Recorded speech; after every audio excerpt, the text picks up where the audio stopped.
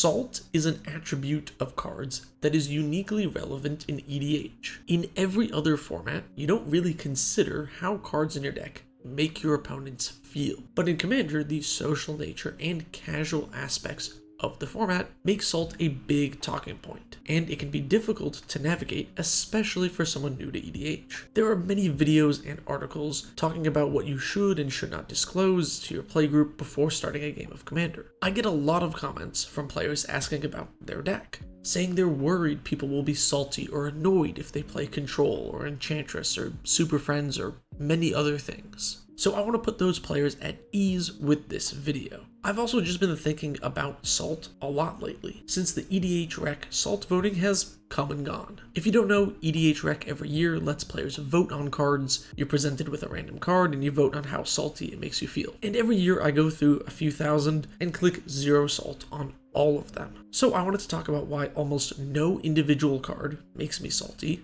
what actually causes salt for me, and how to avoid salt at your table. But first, if you want to buy some new Duskmourn cards, or some cards that make you salty, consider going to this video's sponsor, Cool Stuff Inc., and using code TTM for a discount. Thanks to Cool Stuff Inc. for supporting the channel. So what makes a card salty? Let's look at the top salty cards right now. They almost always fall into two categories: Stax cards that destroy lands or stop untapping, or expensive, powerful cards. It really does seem like price does affect the salt level. This list of salty cards really does miss the context. I think a lot more people are frustrated by archetypes in general rather than individual cards. Let's talk about Stax first. I got a lot of comments from my pro Stax videos where people would say, ooh, my tune would change as soon as I played against a Stax deck. But this couldn't be further from the truth. I've played against a lot of Stax decks. I have no problem with it. Why would I? It's honestly only fair you shut off my One Ring with a Stony Silence. The One Ring is a stupid busted card and I was gonna win the game. In terms of Stax, I really don't mind it, especially if you use the card as just a finisher. If you play an Obliterate with 3 Planeswalkers in play,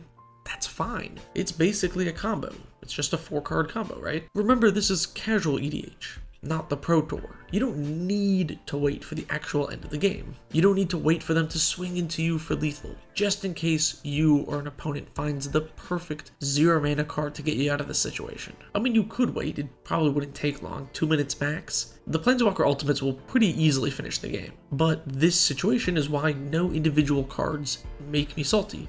It's all about context. Yes, if someone played 4 lands, cast an Armageddon, it would be pretty annoying, since that just slows the game down without pushing them towards a win. But I rarely find people randomly cast these cards. Stax pieces are usually part of a Stax deck. You can't really cast a Stasis without any support. It's just going to be sacrificed in a few turns. I don't want to restate my whole In Defense of Stax video here, but I think players are really getting lost with the ending of the game. They look at the game state after the final nail in the coffin is cast. But there are often some choices you could have made before that which would have caused the game to end differently. Plus, against Stax or any other quote-unquote salty archetype, you can play politics. Oftentimes, multiple players have a vested interest in removing the Grand Arbiter or whatever Stax piece. You can team up, talk to the other players, have them save up removal so you can tank one counterspell and they can follow up. If you slowly throw removal one at a time without working together, it's a lot easier for the Stax deck to get around it. With 3 players ganging up on one, it's really hard for the one to actually win. This works for a lot of other archetypes too.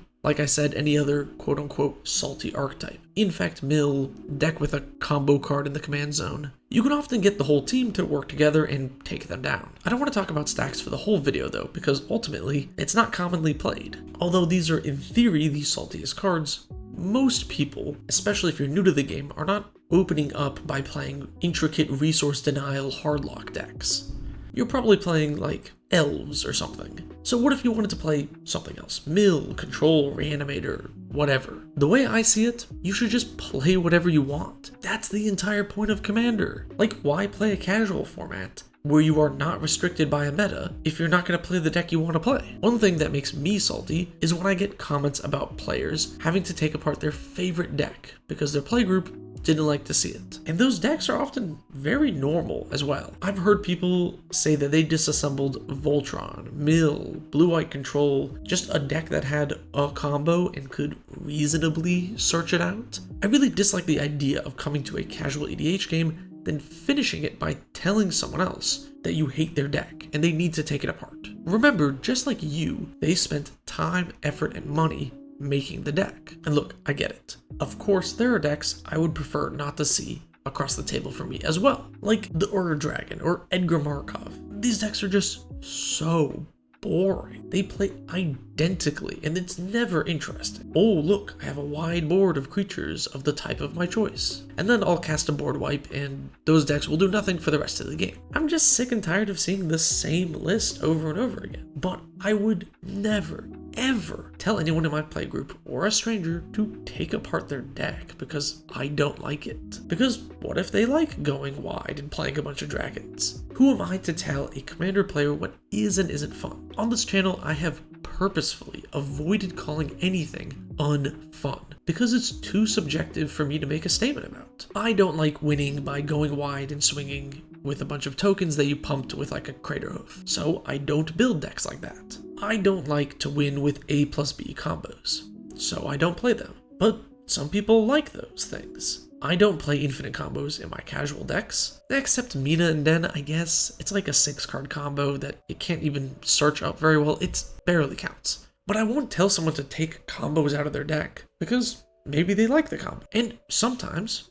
it's a combo I don't know and hey, I get caught out and lose the game. That's fine. Next time, I know what to look out for, and I can be more careful with my removal. Personally, I just don't get being upset over individual cards. If someone plays a Vorinclex, I have creature removal. If someone plays a Smothering Tithe, I have enchantment removal. If someone casts a Trinisphere, I have artifact removal. And what if I don't have the removal in hand? Then I play card draw and find my removal. It's really as simple as that. I genuinely think that if you play a reasonable amount of card draw and removal, you should be able to handle most things. Obviously, it does not always work. You can't win every game, but if you actually play artifact removal, then you'll have an out when an artifact pops up that gives you problems. Plus, removal reduces salt at the table overall. I've had lots of games where someone's casting a big, scary, salty card, like an Ulamog or a Turgid, and then I hit him with a counterspell. Suddenly, the rest of the table isn't salty anymore, because I stopped the big card.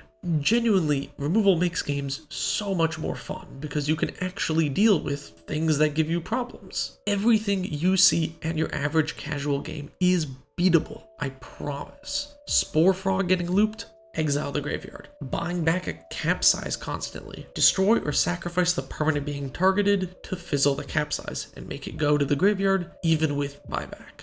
It's important to analyze how you could have won and what changes you could have made to your list. Because ultimately, the only thing you can control for certain is your deck. If there's a deck you don't want to lose to, you can probably make changes to your list and make losing against those decks way less common. I could spend hours giving you the secrets to beating every single archetype, but it's usually pretty simple. You don't want to lose to artifact decks? Play Shatterstorm. You don't want to lose to graveyard decks? Play Soul Guide Lantern. You don't want to lose to Super Friends? Attack more often. What about blue control? Probably the most complained about archetype ever. Yet I see zero effort put in by anybody to beat control. You want to know the secret? You want to Space Jam dunk on the blue decks? I'll tell you. Go on Scryfall, click Advanced, and type "can't be countered" into the search box. Done.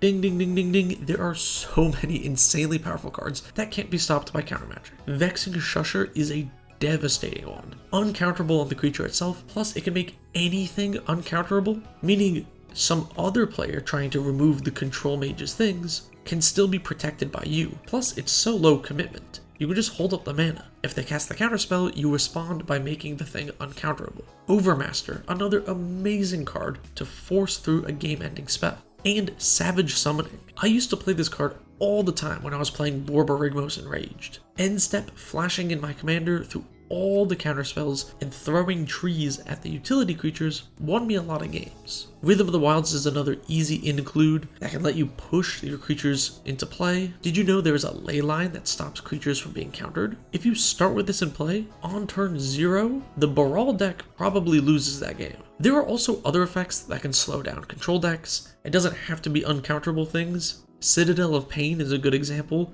dealing damage to players who hold up mana, and those are just in red or green. Black easily has the best cards to beat blue decks, with discard effects. People often overlook these, I think because many of the good ones like Thoughtseize or Inquisition are like 60 card all-stars, and people skip over this effect because a lot of them are not designed for Commander. But many of these discard cards can be very strong in EDH as well. And unlike the more narrow can't be countered cards, these are good against more than just control. Mind Twist is one of the most brutal cards you can cast against any deck, but especially a control deck. Even if X is only 2, it almost always demands a counterspell, letting you resolve a bigger threat after baiting out the interaction. And against non-blue control decks, Mind Twist is a 1-card win con. If I'm playing my slower red or white control decks, this would easily take me out of the game. Honestly, a Mind Twist for 5 will take most players out of the game, but there's lots of other great discard effects that you can use. I mentioned this on the podcast a few weeks back, but I don't really have sympathy for players who complain about things yet put no effort into beating the thing they complain about. You have to realize your opponents are not going to build a deck that is ideal and easy for you to beat all the time. The example in the podcast was about Ensnaring Bridge and a Ural Voltron deck. And look, if you're in Naya colors and you can't beat an artifact, that's kind of on you. What if your commander gets it removed a few times? Well, Voltron decks should have something in the 99 that can be a backup, something good at holding auras or equipment. It's usually crucial to help you push through to take out that last player once your commander has died a few times. This is a natural part of the game. This is why I generally don't disclose any cards when I sit down to play a game of Commander. I expect you to have an answer for what I might bring. Haha, scrubs. See? You shouldn't be salty about my EDH deck at the table. Look at this video. Yippee! So obviously, this is not at all what I'm saying. My argument is not just get good scrubs, play removal. Because ultimately, we still need to be at the same power level. It is true I don't mind combo decks semi-casual pods. This does not mean I think it's okay to bring a fully powered CEDH deck against precons. I don't think it's okay for you to outright ban Voltron decks because you don't feel like playing removal, but I also don't think that players need to bring Force of Will to every single casual game just to stop a turn 1 combo. So where's the line? I've come up with the 3 mana rule. At 3 mana, most colors can interact with most things, and that interaction is budget friendly and accessible to basically every player. If your deck's game plan or combo can be reasonably beaten by 3 mana interaction, you're in the clear, assuming it's normal interaction. If the combo requires a very specific type of interaction, then it's still probably not alright at most casual tables. Like Oracle Consultation combo. This can really only be stopped by niche Stax cards or counterspells. So even if you cast the combo on turn 10, a large amount of decks will still not be able to interact at all. If your deck goes off when it's easy for an opponent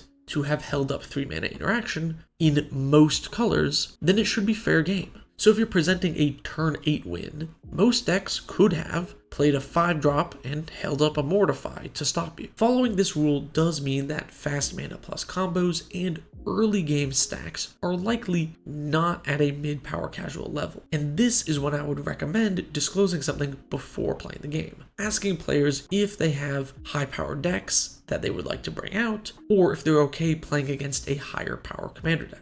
I think a lot of salt comes from players just not trying to beat the thing making them upset. Instead, they want to play a game of solitaire, and then get mad when this solitaire is broken. As with many of my videos, a lot of problems go away with a little extra removal and a little extra card draw. Thanks for watching.